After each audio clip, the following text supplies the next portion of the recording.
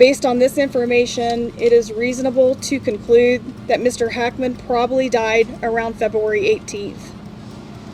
Based on the circumstances, it is reasonable to conclude that Ms. Hackman passed away first, with February 11th being the last time that she was known to be alive. This just in, authorities say Gene Hackman lived with his wife's body for a week before dying himself. Betsy Arakawa collapses from a rare rat-transmitted disease. Bombshell details answering major questions in the mysterious deaths of the Hollywood legend and his wife. We are following breaking news for On the Case presented by Law&Crime. I'm Chris Stewart.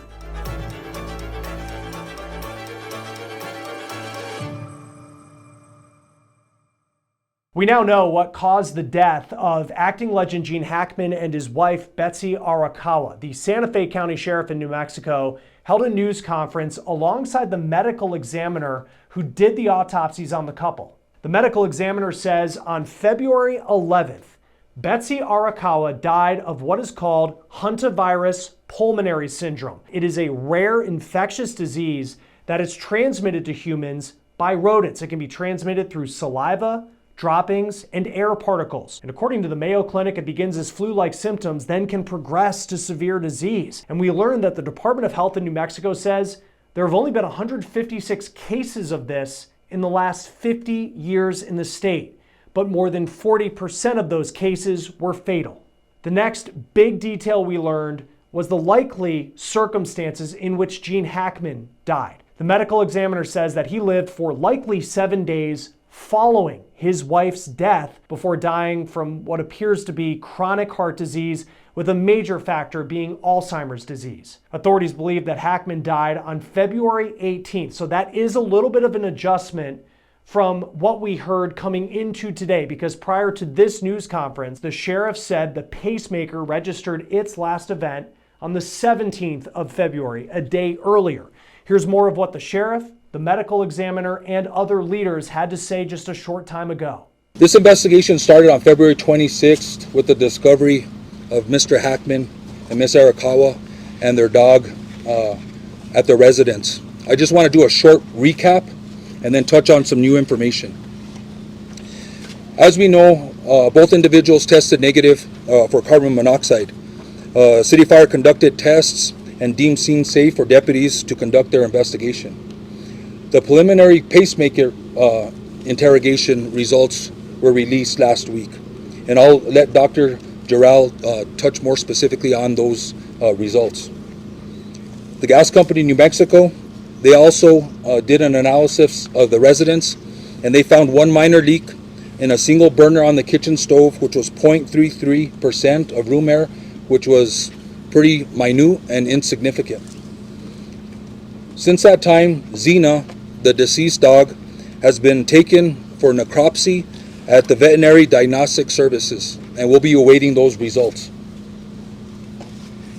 Let's speak a little bit in reference to the timeline for Betsy Arakawa.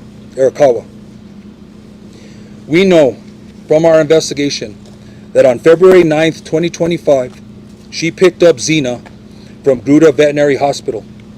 There was a procedure that was done with the dog, which may explain why the dog was in a crate at the residence. Let's move on to February 11th, 2025.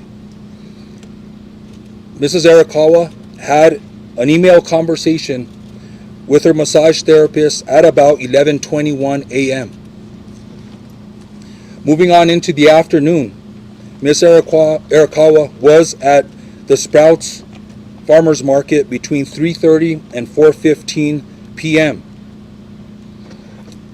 Ms. Arakawa was seen on surveillance video at the CVS Pharmacy in Santa Fe from 4:12 to 4:20 p.m. She then stopped at a local pet food store at about 4:54 p.m. Her car was seen on surveillance, and the remote control clicker that is assigned to her and her vehicle was used to enter the subdivision to gain access to the gated community at 5:15 p.m. Numerous emails were unopened on her computer on February 11th. There was no additional outgoing communication from her or known activity after February 11th, 2025. The cell phone information and the cell phone data is pending. We're working with state police to get the information from those phones, but our investigation shows that all the last known communication and activity from Ms. Arakawa was on February 11th. I'm going to go ahead and turn over the podium to Dr. Gerald. I would ask that everybody refrain from asking questions until everybody has provided their statements. I'll step up to the podium and then we'll go ahead and field questions from the media. Thank you. I want to take a moment to thank Upside for sponsoring this episode of On the Case. Upside's a free app that gives you cash back for buying daily essentials like gas or groceries. I downloaded Upside, went to a gas station about 4 minutes from my house, filled up my tank. I got roughly $7 cash back. Upside, it works at gas stations, but also convenience stores, restaurants, places you typically go, but you end up getting cash back. What you do, download the free app, choose one of the options, pay like you normally would with your credit card or your debit card, and then you get cash back. It first goes to your Upside app, then you transfer it to your bank account. It is that simple. So scan the QR code on your screen to download Upside, or we have a link in the description of this video. And on top of that, I want you to use promo code OTC. That will give you an extra 25 cents back per gallon when you fill up your first tank of gas using Upside.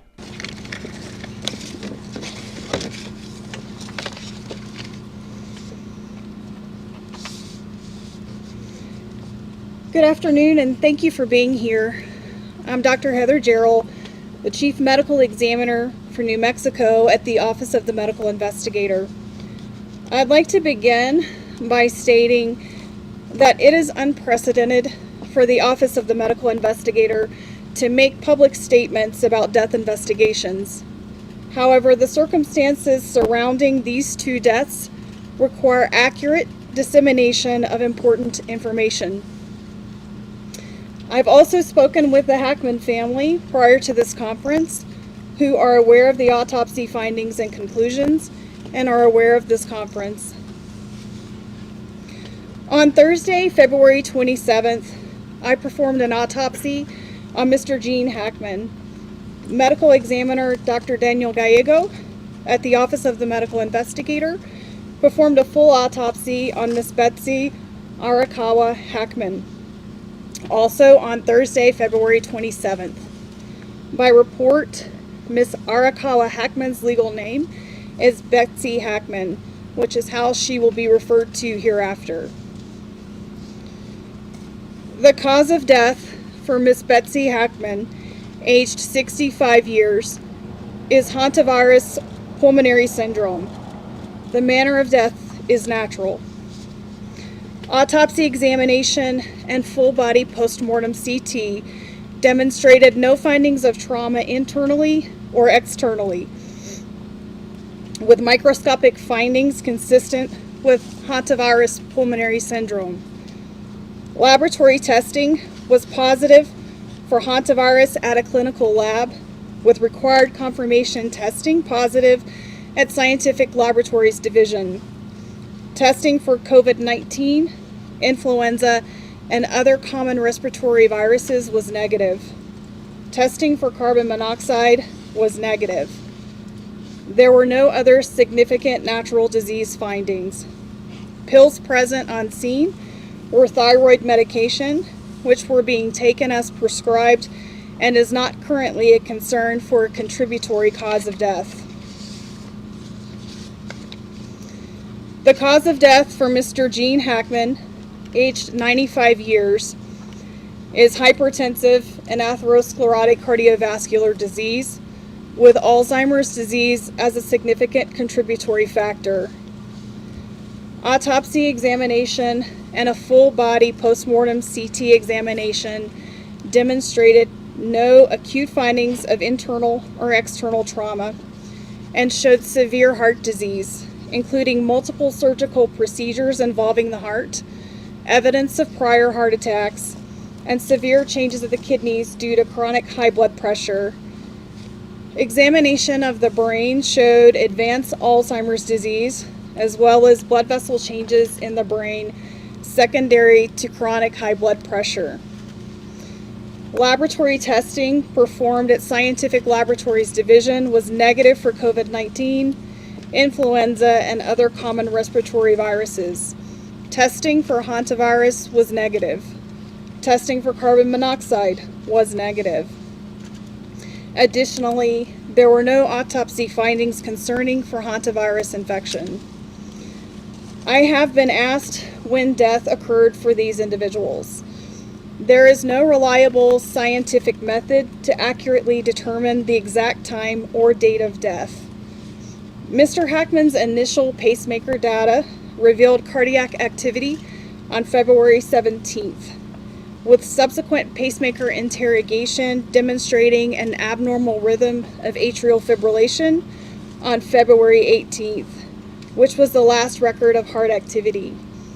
Based on this information, it is reasonable to conclude that Mr. Hackman probably died around February 18th. Based on the circumstances, it is reasonable to conclude that Ms. Hackman passed away first, with February 11th being the last time that she was known to be alive. Lastly, clinically, hantavirus infection is characterized by flu-like symptoms consisting of fever, muscle aches, cough, sometimes vomiting and diarrhea that can progress to shortness of breath and cardiac or heart failure and lung failure. This occurs after a 1 to 8 week exposure to excrement from a primarily particular mouse species that carries hantavirus.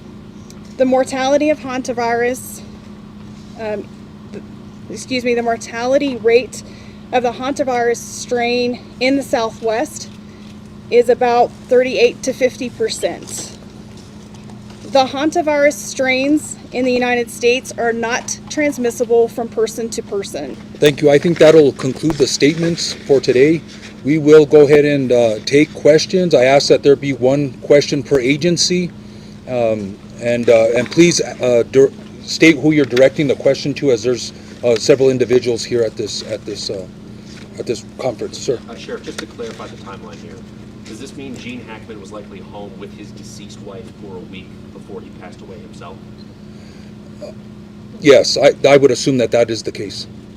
Do you believe, given his Alzheimer's status, that Mr. Hackman was able to live on his own and survive for those 7 days? I think that's more a question, maybe for Dr. Jarrell. Just to repeat so that everyone could hear, the question was, do we believe that Mr. Hackman was able to live on his own and survive? The answer to that question is that Mr. Hackman showed evidence of advanced Alzheimer's disease. I'm not aware of what his normal daily functioning capability was.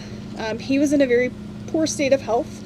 He had significant heart disease, and I think ultimately that is what resulted in his death. I was able to look at fluid to determine if he was dehydrated, and I did not see evidence of dehydration. I did see evidence of very poor kidney function, and I think he died as a result of his heart disease and with Alzheimer's being that contributing factor. What about starvation? The question was, what about starvation? So there was no food in his stomach, which means he had not eaten recently, but he had also no evidence of dehydration. So based on your understanding of the progression of the Alzheimer's, do you believe that he was possibly not aware that his wife had died or didn't know what to do in that situation? It's difficult to answer. The question was he aware that Ms. Hackman had died? And I think that question's difficult to answer, but I can tell you that he was in an advanced state of Alzheimer's, and it's quite possible that he was not aware that she was deceased. This is for the sheriff. Considering the circumstances under which Mr. Hackman was found in the mudroom with his walking cane and sunglasses by him, do you think there is a possibility that he was trying to get help for his wife? That's hard to answer. Again, it's hard to get into the frame of mind of what was happening at the time. And I don't know if we'll ever have the answer to that question, whether he was going to go for help or he wasn't. Sir? Sheriff, are there any other big questions that you're trying to answer? I mean, does this answer the biggest questions you've had about their death in this case? Is there anything else that you're really seeking? Yeah, so the question is there any other big questions that are left? I think a lot of questions were answered here today. I think there was, Dr. Durrell went over the cause of death, and I think a lot of those questions are answered. I think the timeline that we've been given as far as the pacemaker results and the history and evidence that we found as far as the timeline of Miss Arakawa, I think a lot of the questions have been answered. We are waiting on the cell phones, but I would very unlikely that the cell phones are going to show anything else. Another question? Sheriff, are there any signs of, what have you learned about Mr. Hackman's communication after February 11th? Did you talk to any friends of his who had spoken with him during that week-long period, or know anything about what he was doing? So the question is whether there was any communication from Mr. Hackman or activity, and no, at this point, no. I don't know if he used cell phones or technology or emails. There's no indication of that. So right now there is no activity from Mr. Hackman. Sheriff, do you know if his pacemaker was connected to some sort of monitoring service? Was anyone tipped off that something was wrong? The question was his pacemaker connected to a monitoring service? The answer to that is that his physician, one of his physicians, had contacted me and told me that they could see the data from the 17th, but that to really get the most information from that would come from the interrogation of the pacemaker. And that's as much as I can answer, not being a cardiologist. But they didn't say whether or not they were monitoring, or was his pacemaker equipped to send back data in exact time so that someone could say, hey, something's not right. I can't answer that question, I'm sorry. Sheriff. Sir. Fox. Was there any footage that came from the body cam from the house? I'm sorry, what was there any footage or anything that you can see from, like, body cam footage from the house? Any Are you talking about the body cams that the investigator, the responding personnel were wearing? Video, is there any video? No, so there was no outside surveillance or interior surveillance that we are aware of in the residence. So there was nothing to show the activity inside or outside the residence, and not at this time, no. So Dr. Durrell, you mentioned that one of the symptoms of hantavirus is shortness of breath. We learned before that Betsy Hackman was laying on the floor when she was found. What kind of medical episode would she have had to cause her to fall and not be able to ask for help? The question was regarding shortness of breath with hantavirus, and what kind of medical episode would we expect from somebody found on the floor. And I think to be able to answer that question fairly, it can go back to hantavirus infection, which initiates with what's called a prodromal phase. That's initially flu-like symptoms where a person has fever and muscle aches, that they don't feel well. After, of course, being exposed to rodent excrement. And that phase can last roughly 3 to 6 days. And then they can transition to that pulmonary phase where they have fluid in their lungs and around their lungs. And at that point, a person can die very quickly, within 24 to 48 hours, roughly speaking, without medical treatment. It's not uncommon to find someone down on the floor as part of a terminal collapse, so to speak, and that may very well have been what happened to Ms. Hackman. You're estimating her time of death on the 11th, or is it possible that she collapsed and was alive for a couple of days? it's hard to say. I don't think she was on the floor alive for a couple of days.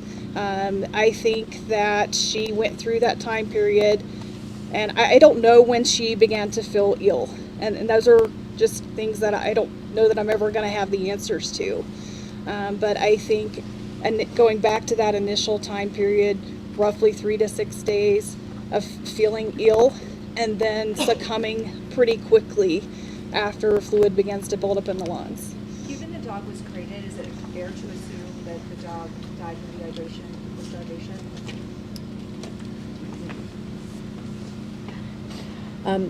I don't think we know the answer to that. However, given the timelines presented, it is a possibility. Is it possible the dog had the hantavirus? Dogs do not get sick from hantavirus. Sure. You mentioned that Betsy Hackman went to a pharmacy. You know if she consulted with a pharmacist or what medication she might have sought out? The question was if we knew on Betsy's visit to the pharmacy if there was some medication or if she consulted with a pharmacist. We don't have that information, and I'm not sure that we can get that information due to HIPAA laws, but we don't have that information right now. Sure.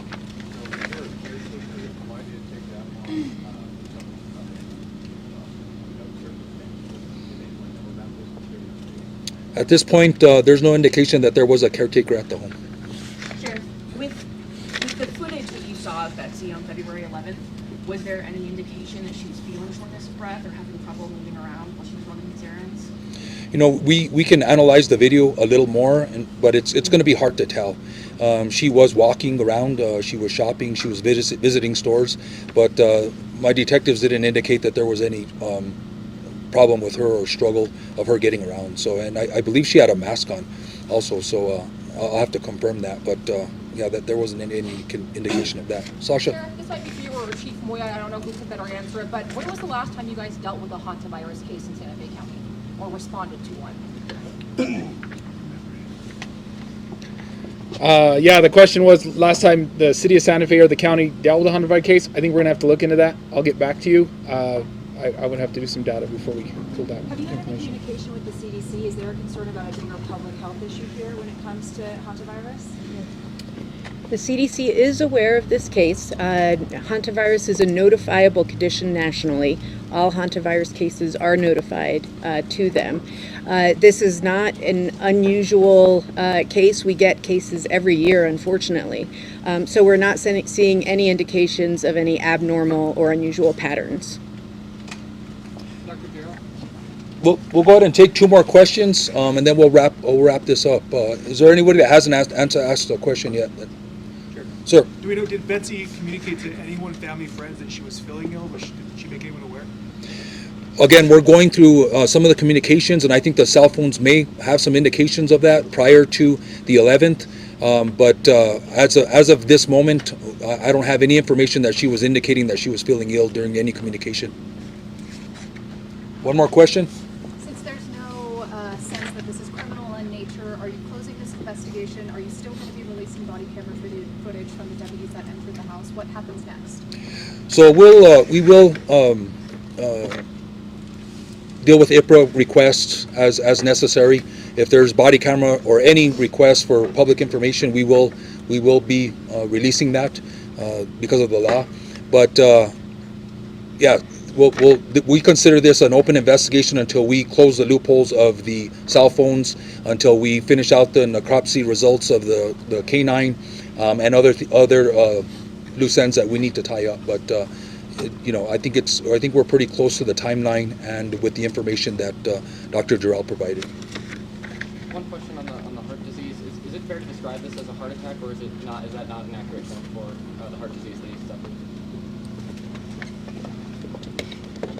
The question was, is it fair to conclude that Mr. Hackman died from a heart attack? And the answer to that is that it's a little bit difficult to say. I saw no microscopic evidence of a recent heart attack. However, those changes can also take some time to develop, several hours to develop so that I can see it under the microscope. He could have had an abnormal heart rhythm. We already know that he was in atrial fibrillation on the 18th, and that could have evolved into a more terminal heart rhythm. Is heart failure an okay way to describe it? We use that terminology. The question was, did Mr. Hackman have heart failure? Oftentimes we see fluid around the lungs and heart failure and congestion of the liver. I did not see that in his case, but he had very poor heart, or very extensive heart disease. And so he would have been predisposed to abnormal heart rhythms, and hence he had a pacemaker as well.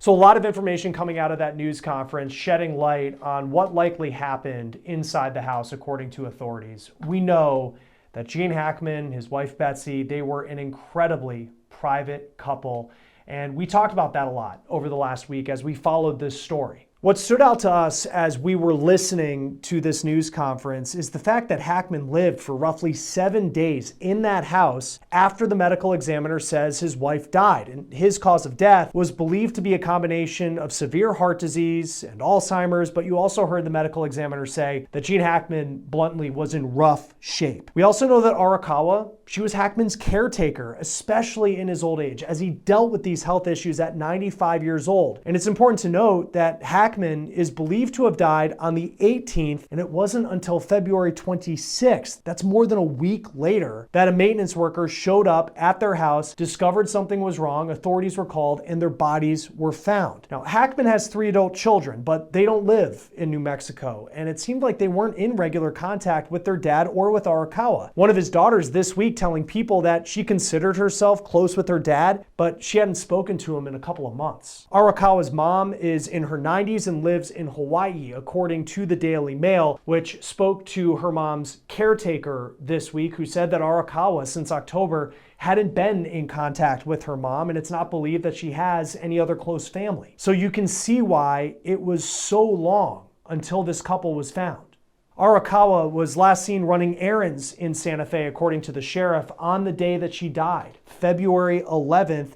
And then it's believed around 5 o'clock she returned back to that $3.3 million mansion in that secluded part of Santa Fe, where then she passed away. The sheriff said that he believes that she was wearing a mask. While the major questions at this point appear to have been answered in this news conference, the sheriff says this case isn't closed. There's still some things that they are working through in their investigation. That includes data coming from cell phones. Remember that they took 2 cell phones, according to the search warrant, as evidence when they left the home. And they're also looking into how the dog Xena died. That dog was found in a closet. The sheriff has said that Xena had some sort of procedure that Betsy Arakawa picked her up from an animal hospital in the days leading up to their death. At this point, a necropsy, which is the term for an autopsy for an animal, that has yet to be completed. So the details related to that part of the investigation still unanswered at this point. So major details coming in on what has been a mystery that has captured the attention of so many people across the country and across the world. For On the Case, presented by Law&Crime, I'm Chris Stewart. We'll see you next time.